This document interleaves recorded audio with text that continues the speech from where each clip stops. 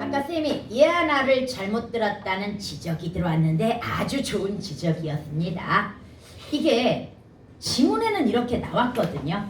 지문에는 이렇게 나왔는데 생각해봤더니 조건에는 맞지 않아. 왜 조건에는 맞지 않냐면 이나 반모음 이 뒤에서는 뭘 적는 거라고 그랬어? 얘를 적는 거라고 그랬고, 그럼 왜 같은 경우는 뭐에 해당이 돼?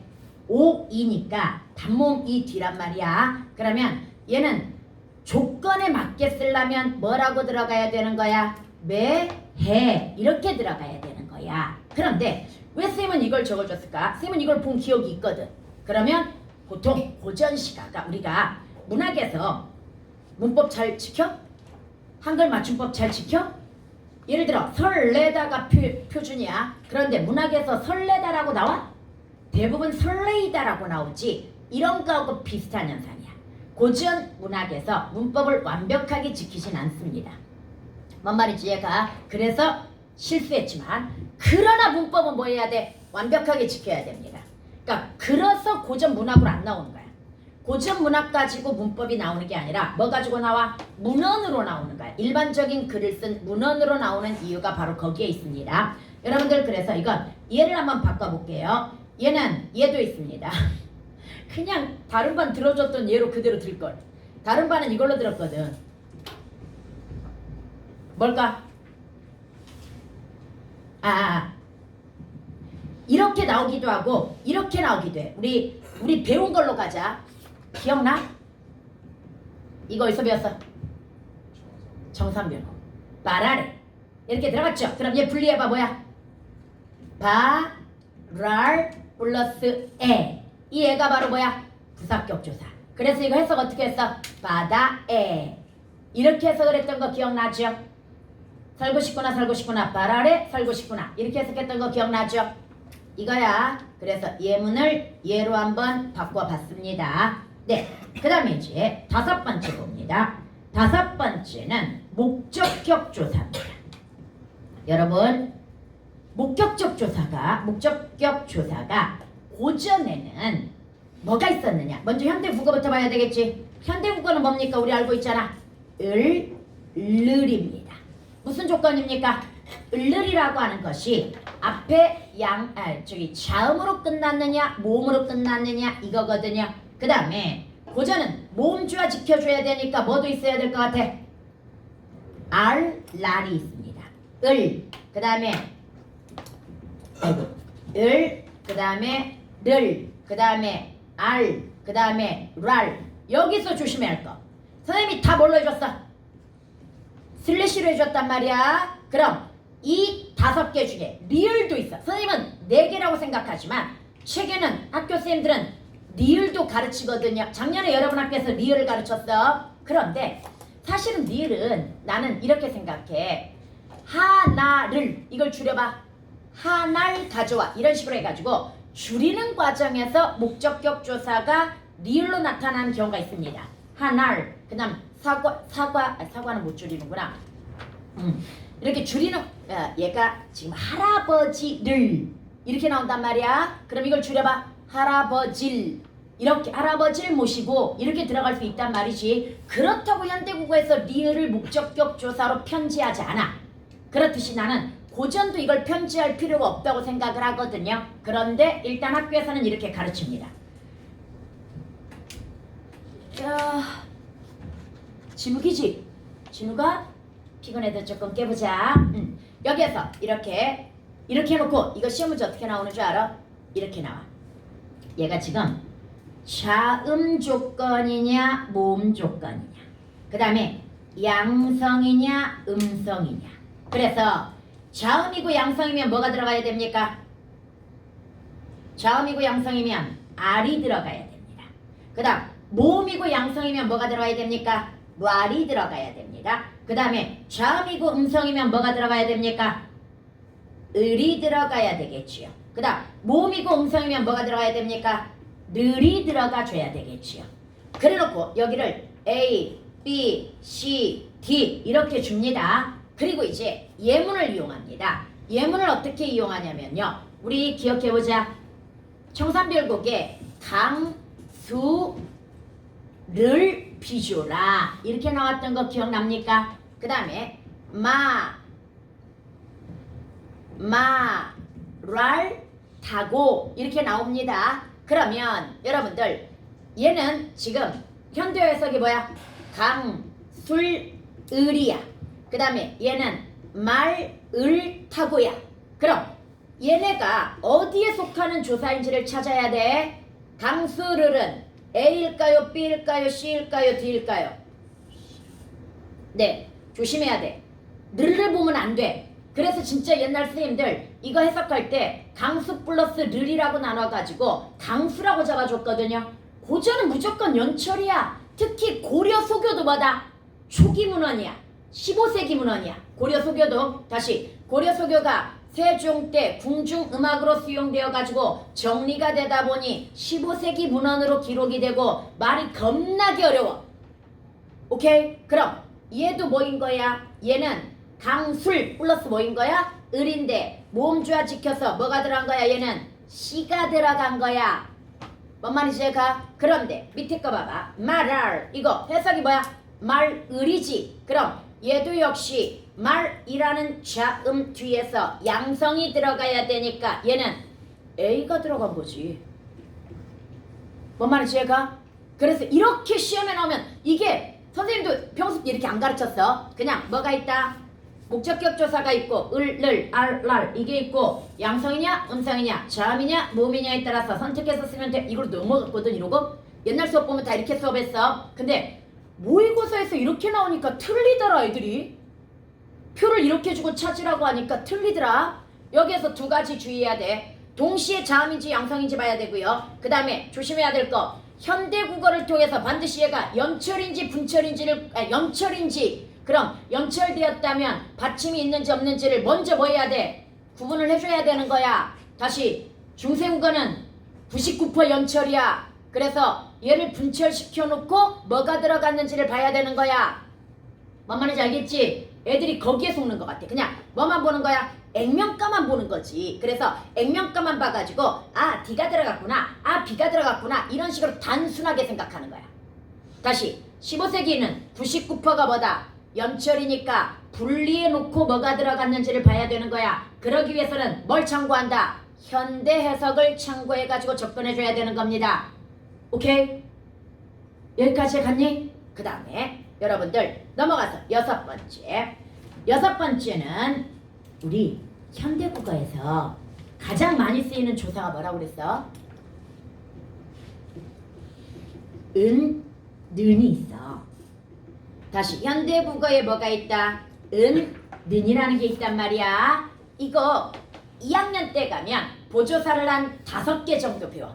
고전에 특이보조사들 나오거든요. 그래서 5개 정도 배우는데 그것도 사실 2학년도 난 안 배워도 된다고 생각해. 그 FAQ라는 책 때문에.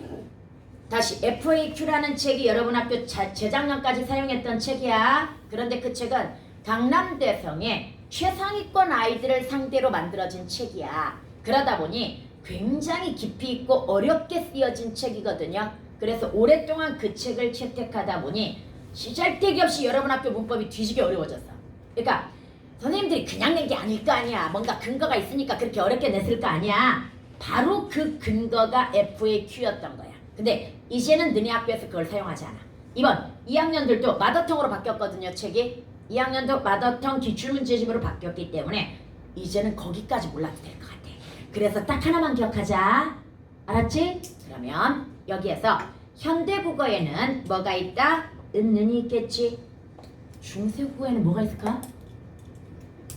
은, 는, 그 다음에 당연히 안, 난이 있겠지. 모음주화 지켜야 되니까. 고전문법은 늘 머릿속에 염두에 둬야 될 거. 연철, 모음주화. 이 두 개를 언제나 조심해야 돼. 다시 고전문법 공부할 때는 연철과 뭘 조심해야 된다? 모음주화를 언제나 고려. 이게 베이스야. 베이스이기 때문에 고려하고 접근해줘야 되는 겁니다. 이해갑니까? 그러면 예를 들어가지고 만약에 배가 나왔다고 쳐봐. 배가 나왔어. 그럼 얘는 뭐가 들어가야 될까? 이 보조사 중에 일단 모음 뒤니까 는이 들어가야 될 거야. 그 중에서도 양성 뒤니까 뭐가 들어가줘야 돼? 배난 이렇게 들어가줘야 되겠지. 이해 갑니까? 배난 이렇게 들어가줘야 될 거란 말이지. 그 다음에 여러분 이거 나왔으니까 어미에서는 안 할 거야. 이것도 같이 기억하자. 어미에도 뭐가 있어? 관형사형 전성어미 니은 그 다음에 은. 그럼 얘 뭐가 있을까? 안이 있겠지. 그 다음에 뭔 말인지 얘가 안이 있을 거고요. 그 다음에 는이 있지. 그럼 얘는 또 뭐가 있을까? 난이 있겠지. 그 다음에 리을이 있고 을이 있죠. 뭐가 있을까? 당연히 알이 있겠지. 선생님이 이거 써준 이유가 있어. 여러분 이 알을 뭐하고 헷갈리면 안 돼? 목적격 조사하고 헷갈리면 안 되고 이 는은 뭐하고 헷갈리면 안 돼? 보조사 은는하고 헷갈리면 안 된다는 이야기야. 이해갑니까? 근데 심플하잖아. 이거 구분하는 방법. 보조사는 체언 뒤, 은는 뒤에 들어가면 되는 거고, 은는이래. 체언 뒤에 은는이 들어가면 되는 거고, 그 다음에 얘는 어미잖아. 그럼 어디 들어가면 되는 거야? 용언의 어간 뒤에 들어가면 되는 거야. 예를 들어서 이런 게 나왔다고 쳐봐. 탄 이런 게 나왔어. 아이고 이런 게 나왔어. 이거 해석이 뭐야? 같은이야. 그럼 뭐가 들어갔구나. 이거 분석해봐. 갓 플러스 안이 되는 거지. 뭔 말인지 얘가 같한 이렇게 들어갔다는 이야기야. 그럼 얘는 뭐야? 관형사형 전성 어미야. 같다 뒤에 들어갔으니까. 그런데 훨씬 복잡해진 이유가 지금 뭐 때문이야? 모음주화 때문에 다 두 배가 되는 거야. 구별해야 될 것이 다 두 배가 돼버리는 거야. 그래서 어려운 건데 다시 한번 얘는 어미 쪽에서 따로 안 가르쳐줘. 어미는 워낙 어려운 게 많기 때문에 얘를 안 가르치니까 얘를 여기에서 비교해가지고 이해하자. 관형사형 전성어미에 니은, 는, 리을, 던도 있어. 고전에는 던도 있어. 시제에서 유일하게 똑같은 게 더야. 나머지 시제는 다 바뀌거든요. 근데 유일하게 똑같은 게 뭐가 있다? 더가 있고 던도 있습니다. 그런데 걔는 모음주화가 필요가 없으니까 지금 안 써준 거야. 오케이? 그래서 이런 거 한번 다시 기억해 두도록 하고요. 그 다음에 7번째 가도록 합니다. 여러분들 7번째는 얘는 여기다 써놓고 가죠. 접사. 이제 3개 남았는데 3개는 쉬워. 3개 쉽고 다음 주에 배우는 게 어렵다고 다 이야기했다. 접사는 2가지만 기억할 겁니다. 번호는 그대로 7번째라고 쓸 거야. 얘들아 접사 중에 부사파생 접사 한번 기억해볼까? 부사파생 접사에 뭐가 있어? 현대국어 쉐런 이 희가 있겠지. 고전에는 일단 이가 있습니다. 아까 주격조사에도 뭐가 있었어? 이가 있었단 말이야. 그런데 선생님 얘도 그럼 조건에 따라서 달라지나요? 아니요, 그냥 이만 있어. 다시 부사파생 접사 뭐만 있다? 이만 있단 말이야. 그럼 얘를 쓴 이유가 있어. 이제 8번째 한 칸만 띄고 바로 쓰세요. 명사파생 접사가 있습니다. 아이고 명파접이라고 하지 말고 제대로 쓰자. 명사파생 접사 현대국어에 뭐 있습니까? 역시 미음, 기, 이가 있습니다. 다시 미음, 그 다음에 뭐가 있다? 기, 그 다음 여기에 뭐가 있어? 이가 있어. 그럼 먼저 뭘 비교해야 돼? 이와 이를 비교해야 됩니다. 여러분 고전의 명파접은요 이가 없습니다. 대신 얘는 뭐가 있냐면 애가 있어. 그럼 자동으로 뭐까지 있을까? 의도 있는 거야. 모음주화 지켜야 되니까 얘도. 그래서 다시 한번 아예 글자가 구분이 되는 거야. 고전은 명파접과 부파접이 아예 글자가 구분이 되는 거야. 현대국어는 위치로 파악하라고 그랬잖아. 깊이 묻어라. 그럼 이거 뭐야? 부파접이 붙은 거야. 깊이를 재봐라. 그럼 이거 뭐야? 명파접이 붙은 거야. 뭔 말인지 얘가? 그러나 얘는 봐봐. 한번 볼까? 선생님이 금방 이야기했던 예문 그대로 가보자. 깊이 묻어라. 이거하고 깊이를 재라. 이걸 한번 보도록 하자. 여러분 그러면 얘는 이 깊이는 고전에서 뭐라고 표기가 될까요? 그대로 2가 붙어야 돼, 부파적. 그럼 부파적 2가 붙었다고 한다면 뭐가 되는 거야? 연철까지 시켜가지고 깊이가 되는 거야. 그러면 얘는 부파접이 붙은 거야.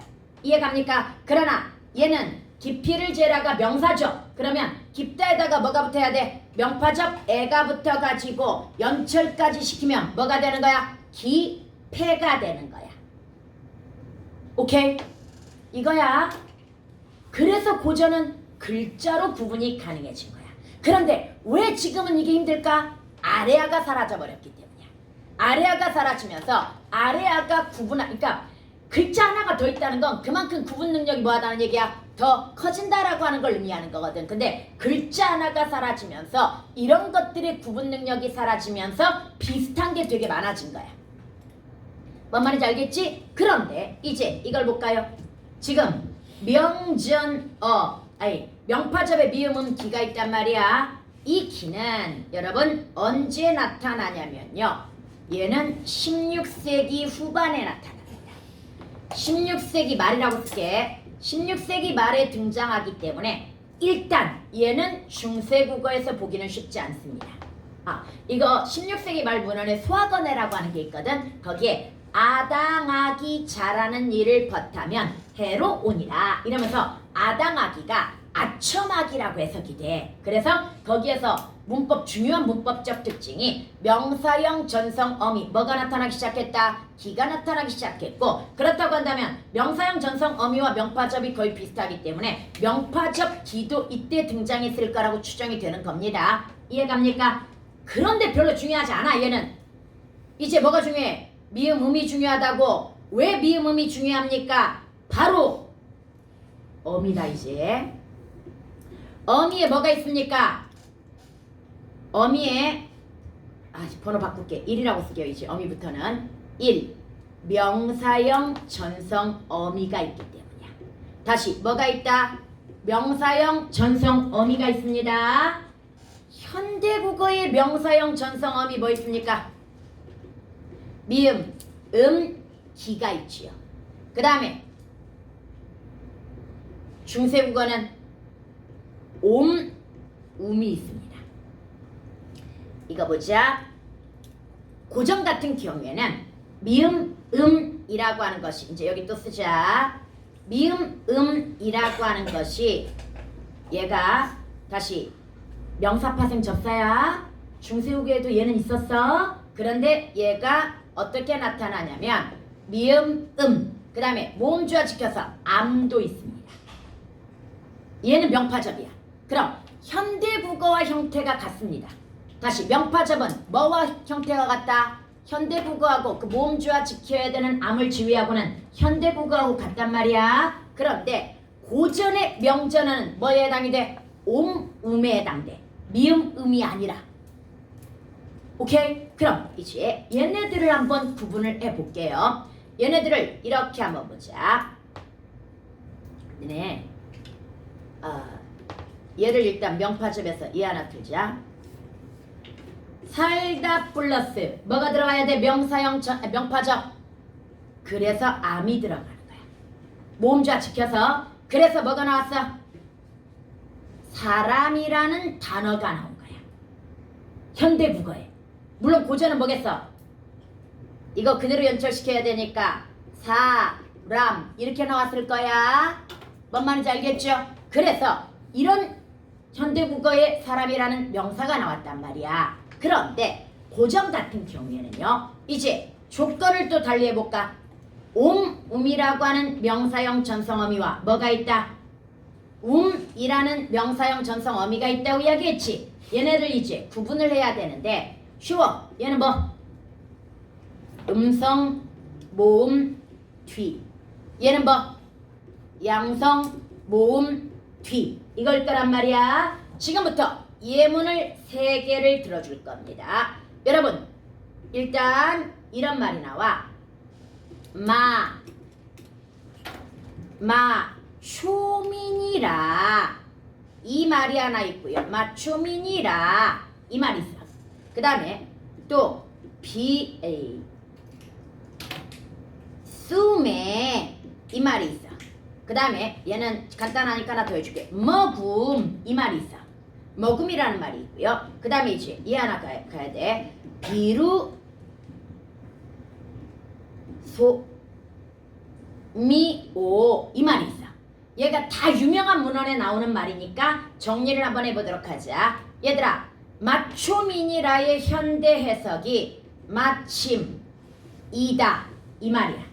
마침이다라는 이야기고요. 스면 아까 뭐라고 그랬습니까? 씀에 이거 다 직역한 거야. 자연스럽게 한 게 아니라 그냥 문법 보려고 직역하는 거야. 씀에 그 다음에 얘는 현대국어의 먹음 이거야. 그 다음에 얘는 현대국어의 비롯 함 이오 이거야. 그러면 문법을 볼까요? 마침이다라고 하는 것은 마치다의 어근에다가 명사형 전성어미 미음이 들어갔고 서술격조사 뭐가 들어간 거야? 이다가 들어간 거야. 그럼 얘를 거기에 맞춰가지고 분석을 해보도록 하자. 일단 봐봐. 옛날에는 얘가 마치다야. 맞다 이거야. 마치다가 맞다야 옛날에는. 그 다음에 당연히 명사형 전성어미 들어가야 되니까 뭐 빼내야 돼? 옴 빼내야 되겠지요. 여기까지 해갔습니까? 옴을 빼냈단 말이야. 그 다음에 여기에서 맞춤이니라 이렇게 들어갔어. 이때 이 뒤쪽에 뭐가 들어갈까? 원래 이가 들어가야 돼. 이라고 하는 뭐 서술격 조사. 그 다음에 평소형 종결음이 뭐라고 쓴다고 그랬어? 나라고 쓴다고 이야기했잖아. 그런데 얘들아 여기는 우리가 아직 배우지 않은 문법이 하나 있어. 니라고 하는 것이 있어. 선생님이 사실 이거 맞춤이라 이렇게만 써주려다가 지금 원문 그대로 써준 거야. 이 니는 여러분 학교에서 작년부터 또 가르치기 시작했거든요. 객관적 믿음의 선어말럼이라고 하는 겁니다. 객관적 믿음의 선어말럼이 니가 들어가면서 니 때문에 이가 뭐 된 거야? 탈락된 거야. 뭔 말인지 제가 이나 반모음이 뒤에서 얘 뭐한다? 탈락한다고 이야기했잖아. 뭔 말인지 이해가죠? 너무 어렵나? 아, 나 분명히 예고했어. 겁나게 어렵다고. 그나마 올해 조금 더 쉽게 가르치는 거라고. 지난주까지는 편했지. 아, 오늘 조사적 서미가 원래 가장 어려워. 그 다음에 여러분들 여기 한번 보자. 수매는 아까 했잖아. 수매는 바로 분석할게요. 어떻게 분석합니까? 아이고 얘 조금만 뒤로 옮겨놔야 돼. 수매는 쓰다에다가 몸좌 지켜서 음에다가 뭐 에라는 부사격조사 들어가가지고 연철. 이해갑니까? 그럼 먹으면 뭐야? 먹다에다가 뭐가 들어왔어? 음이 들어간 거지. 몸좌 지켜가지고. 얘는 모의고사에 나왔던 거야. 먹으면. 오케이. 그 다음에 여기에서 비르소미오 얘가 문제입니다. 얘는 봐봐. 비롯함이요라고 해가지고 고전에서 비롯하다가 비릇하다야. 아 비릇이야. 다시 고전에서 비롯하다가 뭐다? 비릇이야. 그 다음에 뭐가 들어갔어? 시오까지 빼고 나니까 뭐가 남았어? 오가 남고 그 다음에 미음이 남았겠지. 그 다음에 서술격 조사 자음 뒤니까 뭐가 들어갔어? 이가 들어갔겠지. 그 다음에 오라고 이렇게 분리가 되었겠지. 감탄형 종결어미 오 이렇게 분리가 되었단 말이야. 그런데 이 예문이 선생님이 CF라고 들어갔단 말이야. 왜 CF라고 들어갔는지 추리해봐. 이 예문의 문제가 뭘까? 여러분 비릇에서 뭐가 들어갔어 지금? 의잖아 모음이. 음성 모음이죠. 그럼 이 자리에 뭐가 들어가야 돼? 음이 들어가야 된단 말이야. 모음좌를 지켜가지고 뭐가 들어가야 된다? 음이 들어가야 되는데 지금 뭐가 들어갔어? 음이 들어갔거든요. 그 이유가 뭐냐면 얘가 16세기 말 문헌이기 때문이야. 16세기 말에 무슨 일이 있었는데? 모음주와 문락. 이해갑니까? 그래서 거꾸로 얘기할게요. 이 예문은 우리가 16세기 말에 물론 결정타가 뭐야? 아래하의 응가소실이야. 그런데 이미 16세기 말부터 모음주화가 뭐해지고 있었다? 문란해지고 있었다의 증거가 되는 예문으로 옛날에 진짜 잘 나왔어. 뭔 말인지 이해가지? 그래서 이렇게. 그러면 명사형 전성 어미도 이해 갔습니까? 명사형 전성 어미는 고전에는 음이었고 명사파생 접사는 뭐였다? 미음, 암이었기 때문에 고전은 글자로 구분이 가능했던 거야. 여기까지 해갔죠? 그러면 여기까지 이해를 했다면 얘들아 앞으로 와봐. 이제 가볍게. 사실 다른 반은 전부 앞에서부터 출발을 했는데 여러분은 일부러 조사부터 간 거야. 왜? 조사가 더 겁나게 어렵기 때문에 거기 시간 투자하고 원래 선생님 수업 이렇게잖아. 앞에는 조금 좀 느리고 좀 자세히 가다가 점점 속도가 빨라지고 근데 얘 별로 안 중요하거든. 앞에서 하면서 얘를 시간을 쓸 필요가 없었기 때문에 지금 뒤로 밀어놓은 거야. 뭔 말인지 알겠죠? 그래서 이제 여기는 가볍게 확인만 하고 들어갈 겁니다. 여러분 고전의 중요 문법이라고 하는 거거든요. 10분이면 끝나. 이제 집중해가지고 고전 문법 10분이면 끝나. 아유 10분 너무 성의 없다. 15분. 고전의 베이스가 되는 문법이 뭐다?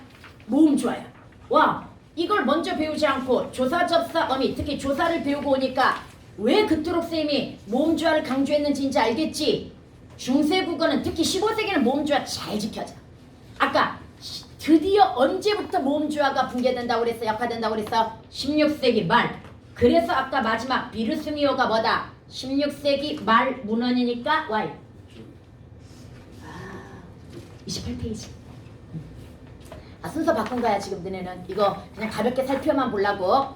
그러면 모음 주어가 그렇게 중요하다고 했는데 다시 한번 모음 주어가 뭔지 정리할게요. 양성 모음은 양성끼리, 음성은 뭐끼리? 음성끼리 결합되어 발음되려는 현상. 왜? 발음이 쉬우니까.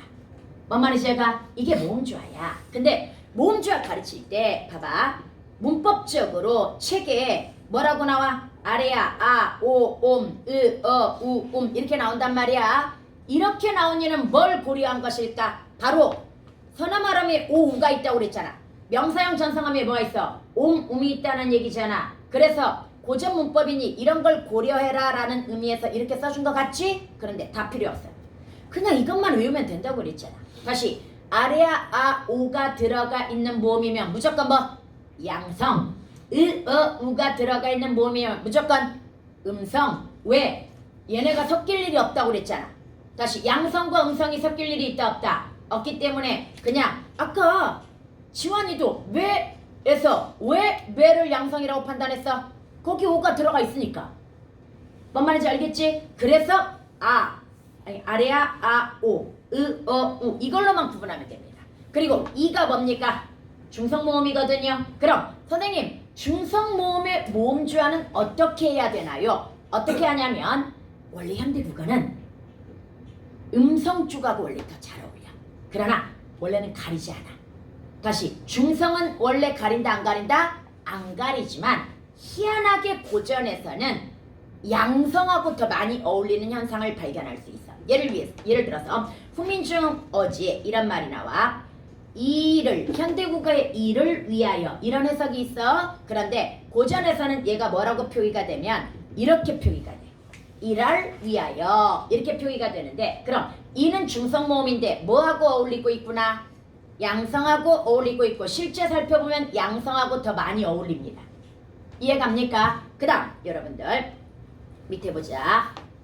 다시 모음주어는 16세기 말부터 문란해지기 시작하고 아래아의 음가가 16세기 말에 둘째 음절 이하에서 뭐해? 으로 변하면서 붕괴된다고 이야기했던 거 기억나죠? 그 다음에 두음법칙입니다. 이건 최근에 배웠잖아.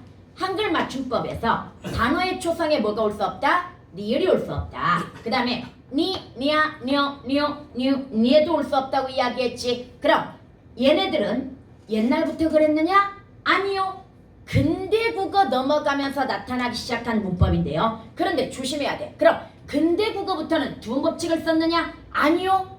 여러분 문법이라고 하는 건요. 하루아침에 변하는 게 아닙니다. 하루아침에 변하는 게 아니라 봐봐. 모음주어 깨지는 것도 이거야. 15세기쯤에 15세기 한 중엽에서 후로 넘어가면서 한두 개씩 뭐하기 시작해? 깨지기 시작하고 그러다가 16세기 초반에 좀 더 많이 깨지고 그러다가 16세기 말에 왜 문란이라고 했겠어? 많이 깨졌으니까. 그 다음에 왜 붕괴라고 했겠어? 이제 거의 안 지키니까. 뭐 이런 정도가 된단 말이지. 너네 원순모음화도 마찬가지야. 원순모음화가 18세기부터 나타난다고 가르치거든요. 그런데 그 18세기 먼저 원순모음화부터 한번 볼게요. 원순모음화 다 알잖아. 무브푸푸가 뭘로 변하는 거?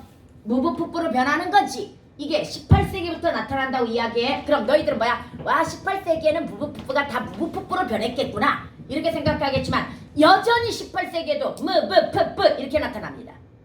그런데 왜 18세기에 그렇게 원순모음화가 나타났다고 이야기하느냐? 여러분, 동명일기라고 하는 18세기 문헌이 있습니다. 거기에 유난히 뭐가 많이 나오냐면 물이라고 하는 것과 불이라고 하는 것이 되게 많이 나오고요. 그 다음에 붉은 얘도 되게 많이 나와요. 색깔이 붉다라고 하는 의미에서 붉은 이 말도 되게 많이 나온단 말이야. 이때 다 이렇게 나와. 그럼 아직 원순모음화가 나타났어 안 나타났어? 이것만 보면 나타나지 않은 거야. 그런데 딱 하나 갑자기 얘가 등장한 거야. 그래. 나머지는 다 뭐야? 여전히 무브푸푸야. 그런데 갑자기 얘가 원래 뭐라고 나와야 돼? 원순모음화 일어나기 전이면 습, 불 이렇게 나와야 된단 말이지. 근데 갑자기 우라고 나오기 시작해. 와! 원순모음화 등장했네? 이거야. 원순모음화가 널리 쓰였다가 아니야. 드디어 뭐가 등장하기 시작했구나. 18세기에 원순모음화가 등장하기 시작했구나. 이게 되는 거야. 그래서 앞쪽으로 다시 올게요. 두음법칙이든 원순모음화든 국외음화든 근대 국어부터 나타났다고 하는데 그 나타났다라고 하는 건 한두 개씩 나타나기 시작했다는 거고 이게 정착한 건 다 현대 국어야. 뭔 말인지 얘가 현대 국어 와가지고 널리 정착을 한 거야. 그런데 어차피 우리는 근대 국어는 배우지 않기 때문에 중세와 뭐만 현대 국어만 비교해가지고 들어가면 되는 거야. 그럼 중세 국어에는 두음법칙이 있었다 없었다? 없었다. 원순모음화 있었다 없었다? 없었다. 국외음화 있었다 없었다? 없었다. 그래서 이렇게 나옵니다. 훈민정음어지에 니르고자라는 말과 너겨라는 말이 있고요. 용비어천가에 멸음이라는 말이 있거든요. 이때 얘네 해석할 때 니르고자를 이르고자로 해석하고요. 너겨를 여겨로 해석합니다. 그리고 멸음을 뭐라고 해석해? 여름이라고 해석해. 물론 얘는 뭐에 해당한데? 글자로 봤을 때는 니어에 해당이 안 되는 것 같지만 내가 봤을 때는 발음이 뭐에 가까웠을 것이다? 녀에 가까웠을 거라고 추정이 됩니다. 표기는 이렇게 되었지만 그러니까 두음법칙이 일어난 거지. 그럼 근데 이거 조심해야 돼. 너네 문제 풀 때 기준을 뭘로 잡고 설명을 했느냐를 봐야 돼. 이르고자가 현대 국어에 이르고자로 변한 걸로 봐서 두음법칙이 나타났군. 맞아 틀려? 맞습니다. 현대 국어에서 두음법칙이 나타난 거 맞아. 그런데 니르고자 얘가 현대 국어에서 이르고자로 해석되는 걸로 봐서 중세 국어에서는 두음법칙이 나타나지 않았군. 얘도 맞지? 얘는 지금 뭐 기준으로 설명했어? 중세 국어 기준으로 설명한 거야. 이거 조심해야 돼. 문제 풀 때 중세 국어 기준으로 문법을 설명하고 있는 거지 건지 현대 국어 기준으로 문법을 비교대조 설명한 건지 이걸 조심해가지고 접근해야 됩니다. 뭔 말인지 제가 나도 이거 실수해봐서 알아. 그냥 대충 읽으면 있잖아. 대충 앞부분 부분하고 뒷부분 읽으면서 빠르게 그래 두음법칙 안 쓰였어 이러고 넘어가는데 나중에 쓰였다가 맞다고 나와. 읽어보니까 현대국어에서는 두음법칙이 쓰였군 이러면서 현대국어 기준으로 설명하는 거야. 그래서 그 기준 잘 봐야 된다. 문법 기준. 그럼 여러분들 두음법칙도 예전에 배웠고요. 국외음화도 다 알잖아. 기억해보자. 단 이건 기억해야 돼. 현대국어의 국외음화는 반드시 형태소가 결합할 때 일어나. 이나 반모음이로 시작하는 형식 형태소가 결합할 때 뭐가 일어난다? 국외음화가 일어나가지고 디귿이나 티읕이 뭘로 변화한다? 저 뒤에 문 좀 닫자. 지읒이나 뭘로? 치읒으로 변화한다. 이렇게 배우잖아. 그런데 고전문법은 형태소 결합과 관계가 없다는 걸 기억해야 돼. 다시 뭐가 공시적인 거 현대국어야. 얘는 형태소 결합과 관련이 있지만 고전은 형태소 결합과 이것도 모의고사에 나왔어. 형태소 결합과 관련이 있다 없다? 없다. 이걸 다른 말로 그냥 의문론적인 조건에 의한 거야. 의문론적이라고 하는 건 바로 디귿이나 티귿이 무엇을 만났을 때 이나 반모음 이를 만났을 때 이 조건만 성립이 되면 무조건 뭐가 일어난다? 국외음화가 일어난다는 얘기야. 그래서 쌤이 외워버리라고 하는 거야. 따라합니다.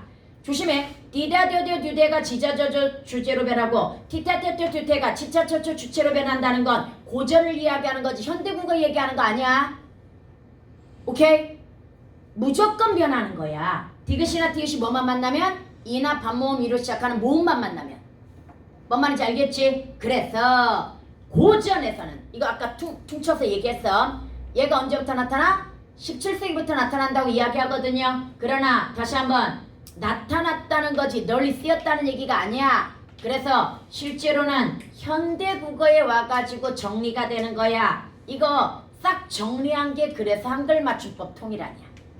1933년에 나온 한글 맞춤법 통일안 때 이런 걸 정리해가지고 아 이제는 디다디어디오드데라고 쓰면 안 돼. 이게 되는 거야. 19세기에도 어디 이런 거 나와.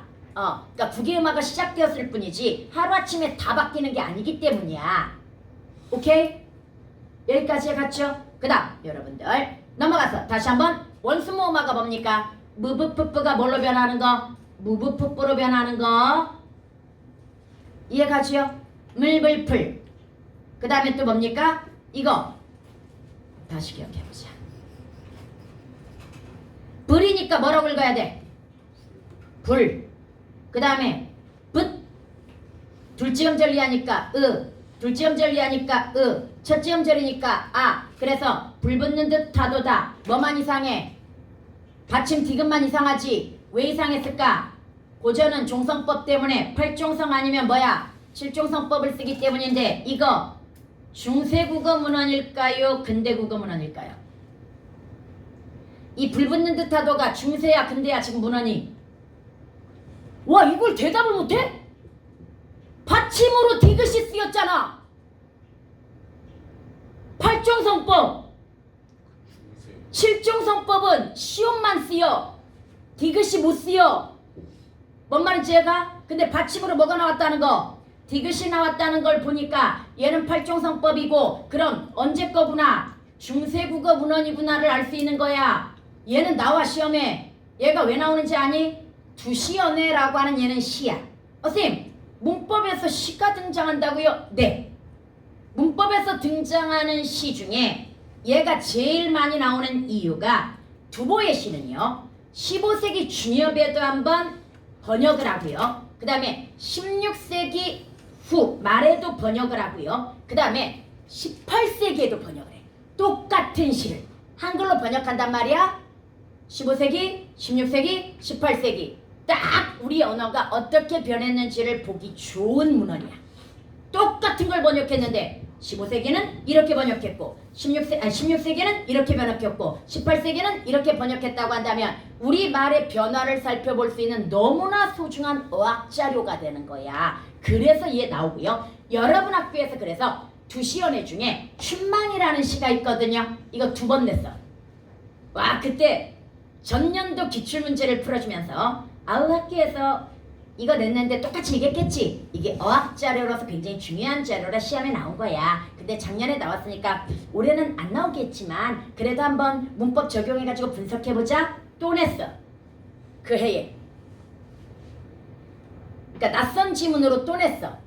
그래가지고 다행이지. 안 나오겠지만 그래도 문법적으로 연습 겸 해가지고 분석해보자. 해가지고 분석했는데 그 다음날 나왔거든. 시험에. 여러분들도 나중에 기출문제 풀면서 한번 봐줄게요. 춘망이라고 하는 시에서 어떻게 문법적으로 적용이 되는지.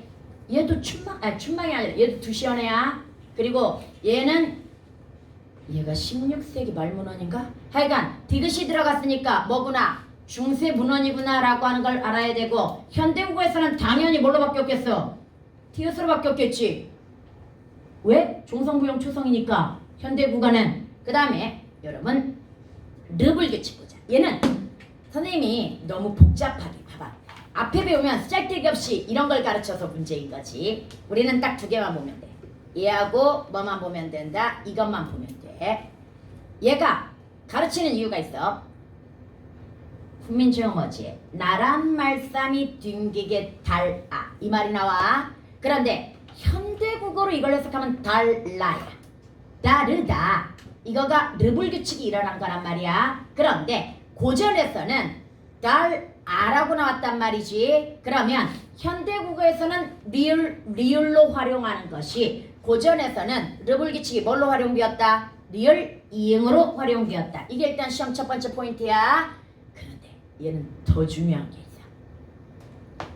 이응이야. 이거 배웠잖아. 이응이 원래 음가가 있어 없어?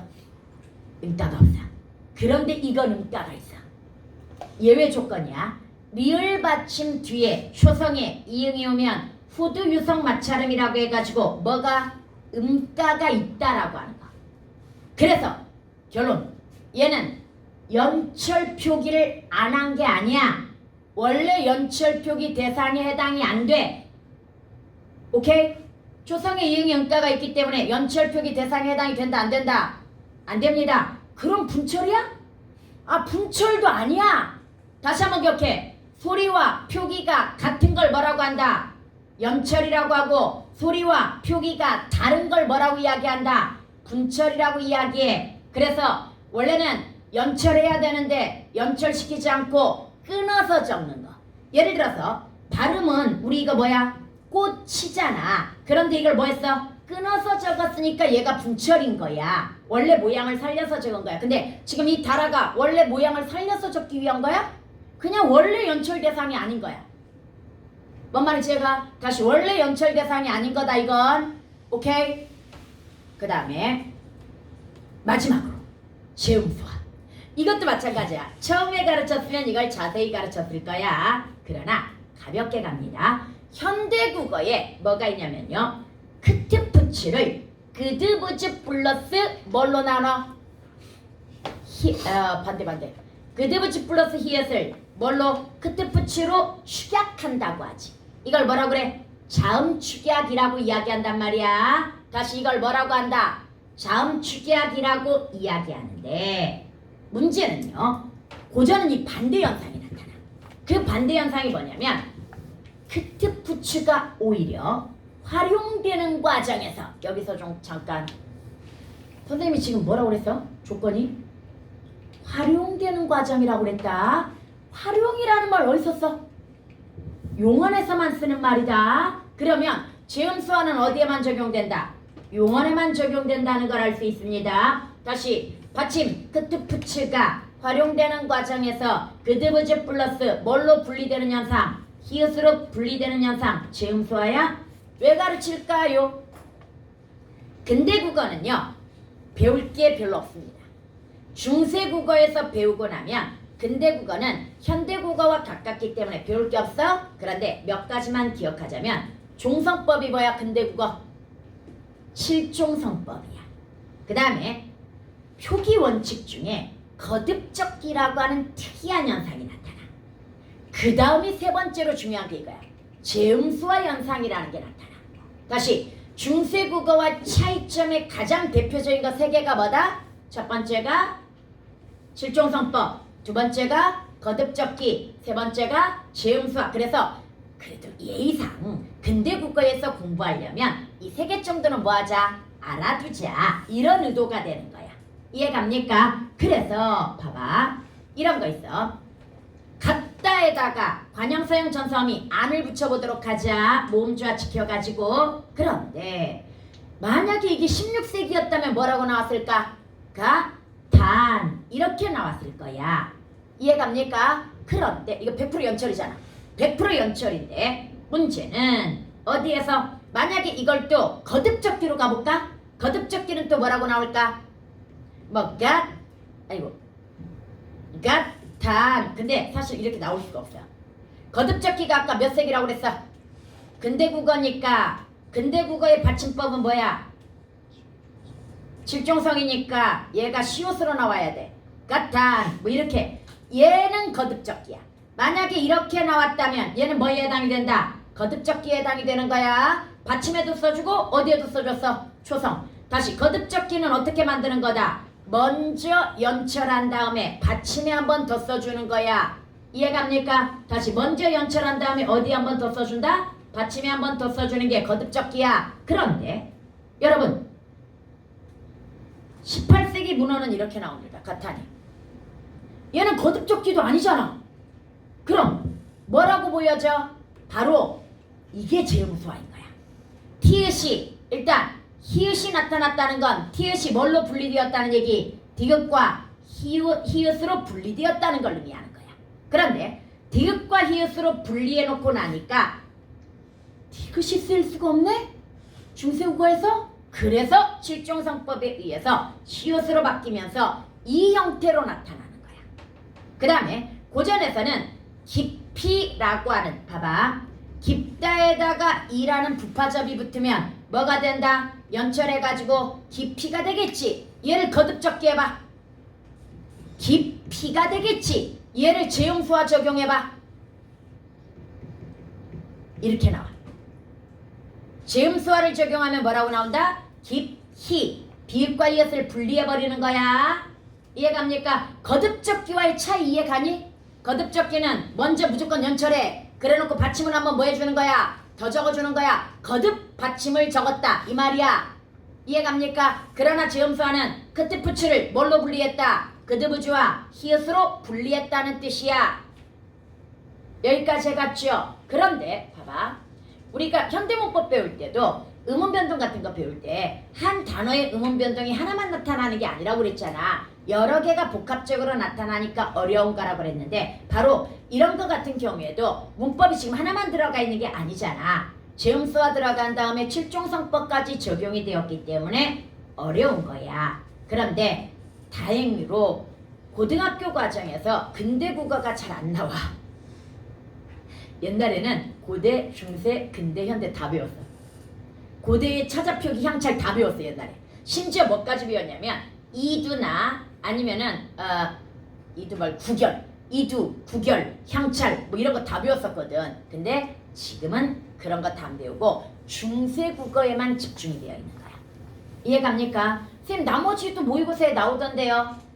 보기 보고 푸세요. 나머지는 뭐 보고 풀면 돼? 보기 보고 풀면 되는 겁니다. 모의고사에 나오면. 오케이? 여기까지 갔습니까? 그래서 고전의 중요 문법까지 우리는 정리를 해봤습니다. 다음 주에 이제 뭐만 배우면 끝난다? 어미만 배우면 끝납니다. 다시 다음 주에 뭐다? 어미 그리고 기타 등등 몇 개만 더 배우면 고전 문법이 마무리가 됩니다. 기쁘지 않냐?